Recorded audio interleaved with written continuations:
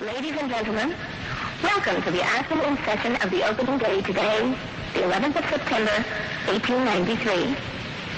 We now introduce you to Swami Vivekananda from India and request him to address us. Swami Vivekananda.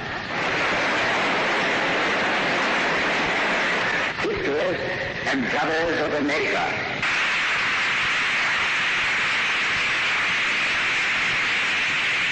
it fills my heart with joy unspeakable to rise in response to the warm and cordial welcome which you have given us.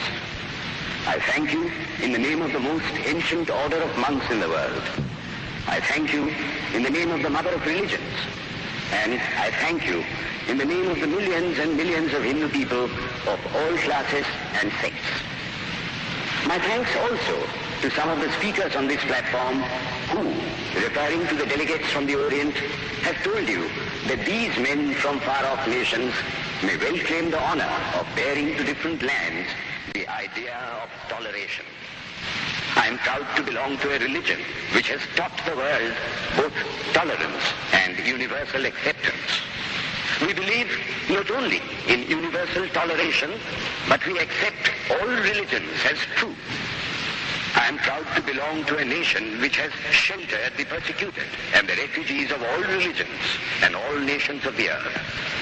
I am proud to tell you that we have gathered in our bosom the purest remnant of the Israelites who came to southern India and took refuge with us in the very year in which their holy temple was shattered to pieces by Roman tyranny. I am proud to belong to the religion which has sheltered and is still fostering the remnant of the grand Zoroastrian nation. I report to you, brethren, a few lines from a hymn which I remember to have repeated from my earliest boyhood, which is every day repeated by millions of human beings.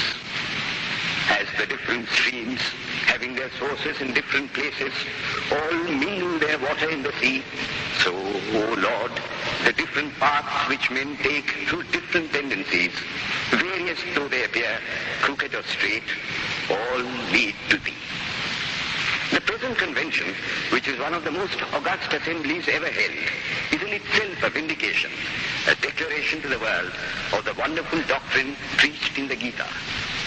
Whosoever comes to me, through whatsoever form, I reach him. All men are struggling through paths which in the end lead to me. Sectarianism, bigotry, and its horrible descendant, fanaticism, have long possessed this beautiful earth. They have filled the earth with violence, drenched it often and often with human blood, destroyed civilization, and sent whole nations to despair. Had it not been for these horrible demons, human society would be far more advanced than it is now. But their time is come, and I fervently hope that the bell that tolled this morning in honor of this convention may be the death knell of all fanaticism, of all persecutions with the sword or with the pen, and of all uncharitable feelings between persons wending their way to the same goal.